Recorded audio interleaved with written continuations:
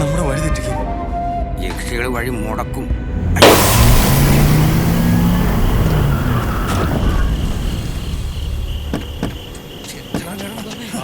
വേഗം ഇറങ്ങ്.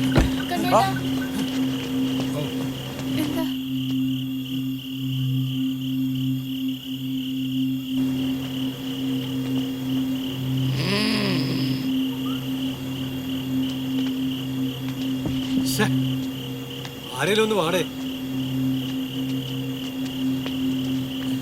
റാം, എന്ത് പറ്റി റാം? നല്ല ടൈം, ആകെ പണിയായി. എന്താ റാം, എന്ത് പറ്റി റാം?